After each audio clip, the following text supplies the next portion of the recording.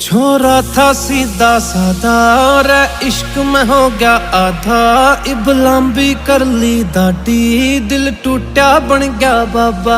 मन खूब मिली बदनामी, हो गया घर क्या के सामी। जितनी बीती मेरे पर बता लिख देगा के जानी। तेरी गलियां हंसना रोना था, ब्याह तेरा मेरा होना था। क्यों खेल गई मेरी गलियां तू, मेरा दिल के कोई खिलौना था।